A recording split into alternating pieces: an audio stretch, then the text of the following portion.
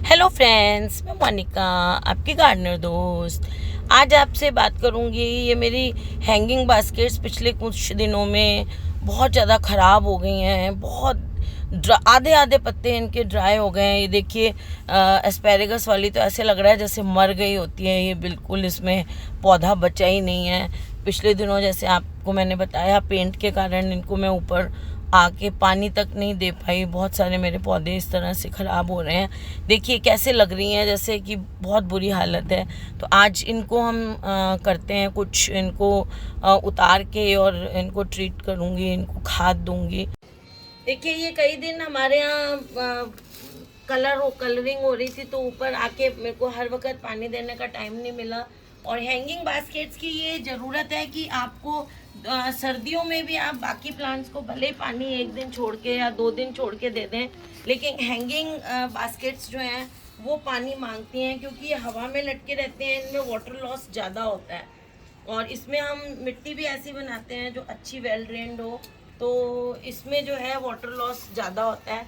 ये देखिए, ये कल शाम को दिया था मैंने पानी, अदरवाइज़ मेरा ख्याल ये पहले बहुत सूखी हुई होंगी। अभी भी देखिए, कल शाम को देने के बाद भी बस बहुत ज़्यादा गीला नहीं है पानी इनमें। तो और दूसरी चीज़ एक आपको बताऊं कि जब भी आप हैंगिंग बास्केट लगाएं, इस तरह से थोड़ी सी जगह छोड़ें। जैसे पानी आप देते हैं तो ऊपर लटकी हुई होती है, तो हमें कई बार दिखता नहीं है मिट्टी इसकी। तो अगर जगह छोड़ी हुई होगी तो उसमें पानी अच्छी तरह से चला जाएगा। जैसे मैंने इनमें सब में जगह छोड़ी हुई है। देखिए ये वाला तो एक मेरी बास्केट टूट गई थी, तो मैंने देखिए मिट्टी भी नहीं डाली है, यूँ ही लगाया हुआ है, इसीलिए ये ड्राई हो रहा है।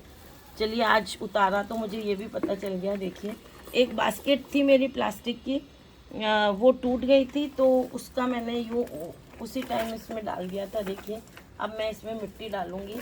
और ऐसा रूट बॉल इसका देखिए, मैंने उसे यूँ का यूँ ऐसे ही डाल दिया हुआ है, कोई मिट्टी भी नहीं डाली हुई है। देखिए कितना रूट बाउंड है।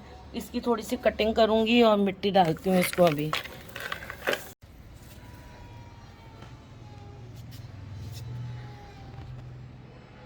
कितना रूट बाउंड है देखिए ये। अब इसको तो मैं क्या है कि इसकी रूट्स की कटिंग करूँगी। ये देखिए बहुत ज़्यादा रूट बाउंड हो रहा है ये। और मैंने इसको पता नहीं कब से ऐसे रखा हुआ है। कई बार इस तरह की गलतियाँ हो जाती हैं, तो जब हम प्लांट्स को देखते रहते हैं तो पकड़ में आती हैं ये गलतियाँ। ये देखिए कितना ज़्यादा रूट बाउंड है ये। और अभी कुछ दिन पहले मैंने एस्पेरेगस का आपको प्रोपेगेशन भी बताया है कि उसको बीज से कैसे उगाया जाता है, तो आप वो भी वीडियो देख सकते हैं। हाउ टू प्रोपेगेट ऐसा कुछ टॉपिक है। मैं हो सकता है डिस्क्रिप्शन में उसका वीडियो का लिंक भी दे दूं, तो आप वो लगा सकते हैं। इसमें ना ये छोटे छोटे बीज लगते हैं एस्पेरेगस में, और उन बीज से हम जो है वो नया पौधा लगा सकते हैं। इसको देखिए, मैं सारा इसकी ये जो बहुत ज़्यादा, इसीलिए जो है हम गमले के साइड में डालते हैं। मैं आपको कहती हूँ ना रिम के साइड में खाद डालें, इसलिए कहती हूँ मैं रिम के साइड में खाद डालने के लिए। देखिए सारी जो जड़ें हैं वो बाहर हैं, अंदर की तरफ कम है। देखिए जड़ें, ज़्यादातर जड़ें देखिए ये बाहर की तरफ है।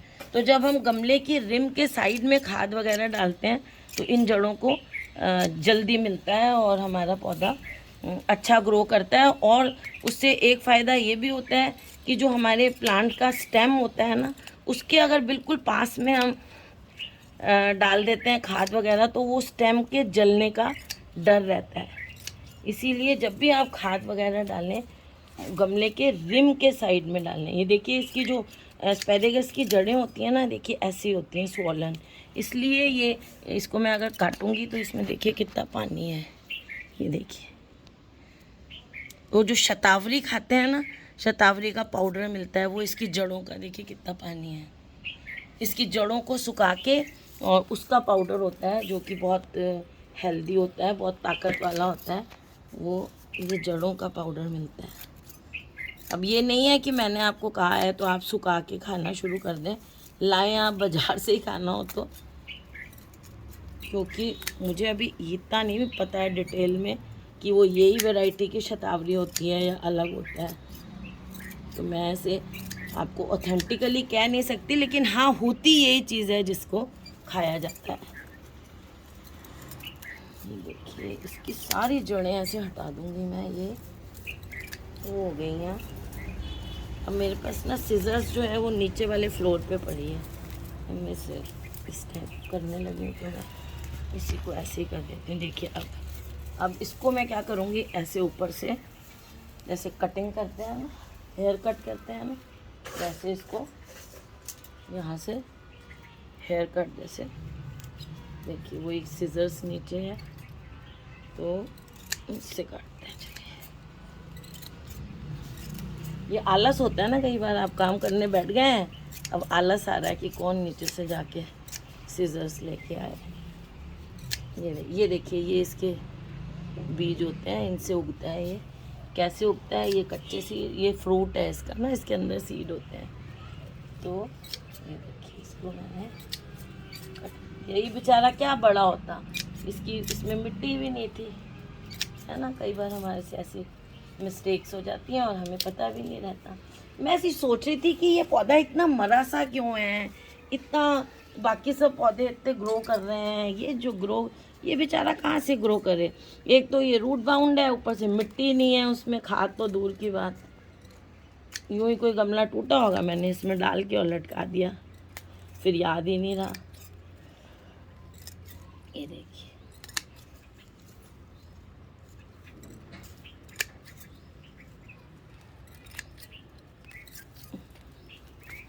अब ये देखिए इसकी ये सूखी सारी डंडियाँ ऐसे निकाल देंगे हम काट काट के। ये सारी क्लीन करनी है आपको।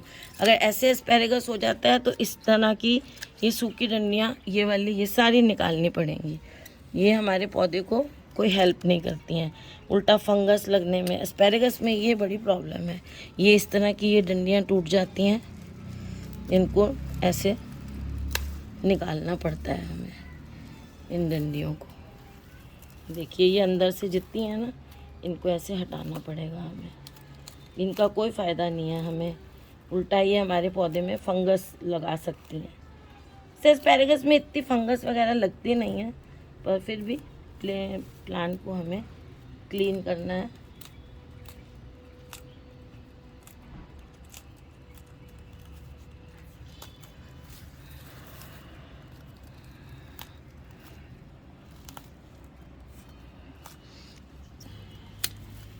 ये देखिए इसको क्लीन कर दिया। अब इसमें तो मिट्टी डाल के और फिर लगाऊंगी इसको। देखिए बिल्कुल मिट्टी विट्टी कुछ नहीं है, लगाऊंगी। अब देखिए इसकी बारी आती है। इसको मैंने कितनी तो इसकी सूखी पत्तियां ये देखिए निकाल दी। अब इसकी सारी क्लीनिंग इनकी करती जा रही हूँ मैं। ये देखिए इस वाले की,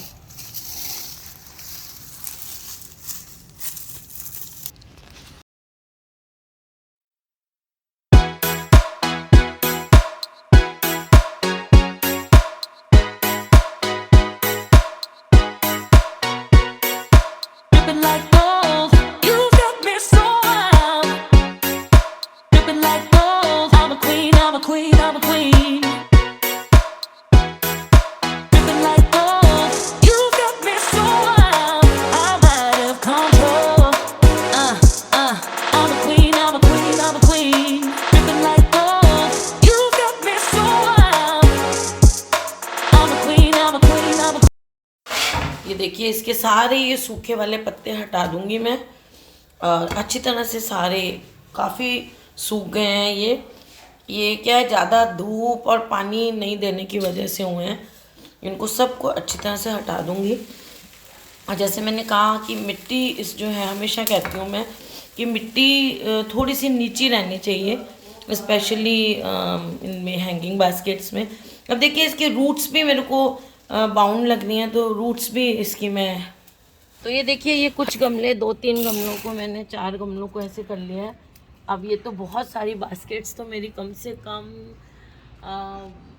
15 बास्केट्स अभी और पड़ी हैं, तो इनको मैं धीरे धीरे करूँगी। अब अभी मेरे को करते हुए आधा पौन घंटा हो गया है, तो ये थोड़ा सा काम ऐसा होता है क्लीनिंग करके, ऊपर की एक्स्ट्रा मिट्टी निकाल के। और अब मैं देखिए इसके बाद क्या करने वाली हूँ, सभी बास्केट्स के साथ, अभी आपको इतने के साथ दिखा देती हूँ, फिर मैं बाकी बास्केट्स करूँगी। तो इधर दिखाने दिया। तो ये देखिए, अब मैं इस पानी में ये थोड़ा सा आपको घोल के दिखा रही हूँ। अभी मैंने 2-3 चम्मच इसमें डिज़ोल्व कर लिया है ये इतने पानी में। NPK 19 कंपनी कुछ भी मंगा सकते हैं आप। और उसके बाद इसमें ऐसे डिज़ोल्व अभी कर चुकी हूँ मैं, ये आपको करके दिखाया है थोड़ा सा। मैंने इसमें 3-4 चम्मच कर लिए हैं। कल मुझे एक व्यूअर ने लिखा है कि आप पानी वो ग्लव्स पहन लिया करें, तो मैं ग्लव्स ला के भी रखे हैं। आप सही कहते हो, मुझे पहनने चाहिए, मुझे भी सब टोकते हैं। लेकिन जो हाथ में टच होता है ना प्लांट, और वो उससे जो मज़ा आता है ना, वो उससे ऐसे लगता ही नहीं है आप काम कर रहे हो। थोड़ी देर बाद मन करता है इसको आप हटा दो। तो अब मैं क्या करूँगी, मैं वैसे भी इनका जो फर्टिलाइज करती हूँ इनको, अब मैं इनको इसके अंदर रख देती हूँ। ये देखिए, ऐसे रखती जाऊंगी इसमें।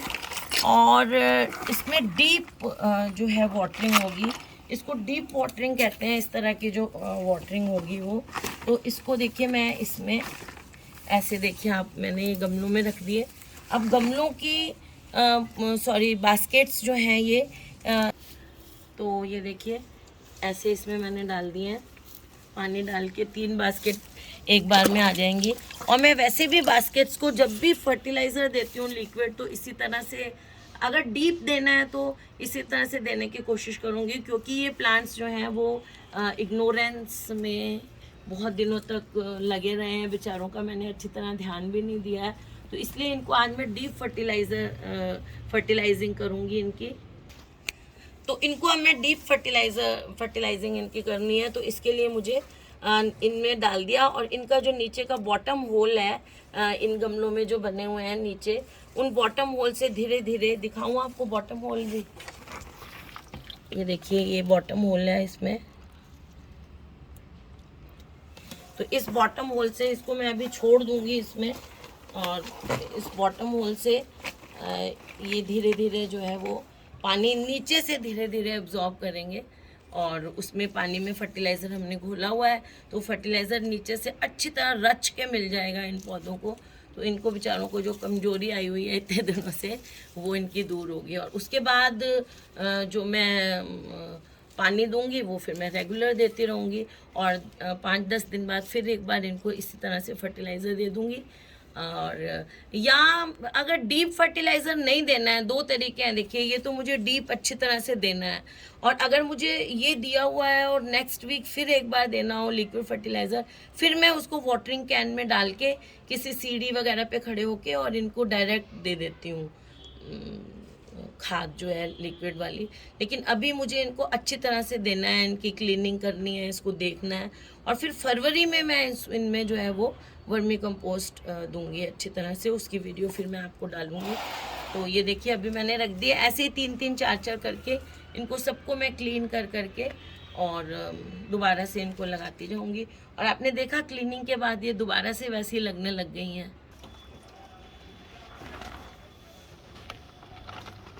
ये देखिए, एक चीज़ आपको दिखाऊं मैं कि क्लीनिंग के बाद ये जो है ये दोबारा से बिल्कुल नई लगने लग गई है बास्केट। देखिए, तो चलिए इनको अभी हम बार निकाल रही हूँ, इसको मैं ऐसे रख देते हैं। और अभी इनको मैं घंटा भर करीब ऐसे पड़ा रहने दूंगी। और ये ध्यान रखें, ऐसे रखते हैं तो ये जो पानी है ये इसके ऊपर नहीं आना चाहिए, यहाँ नीचे नीचे ही रहना चाहिए। देखिए, यहाँ ऊपर नहीं आना चाहिए। ये जैसे अभी टेढ़ी हो गई थी तो यहाँ पानी चला गया।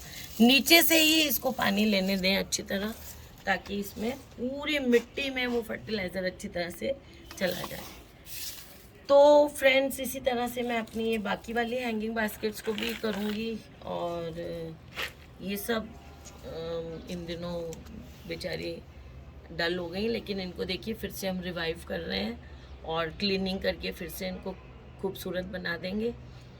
तो फ्रेंड्स, अगर आपकी भी बास्केट्स इस तरह की हो गई हों और आपको अच्छी तरह से फर्टिलाइज़र देना हो, तो ये बास्केट्स को फर्टिलाइज़र देने का बहुत अच्छा तरीका है। तो इस तरह से आप भी दे के अपने पौधों को दोबारा से हरा भरा कर सकते हैं अगर वो डल हो गए हैं। तो फ्रेंड्स, अगर आपको ये वीडियो अच्छा लगता है तो इसे लाइक करिएगा, शेयर करिएगा और मेरे चैनल को सब्सक्राइब करिएगा। Okay friends, bye.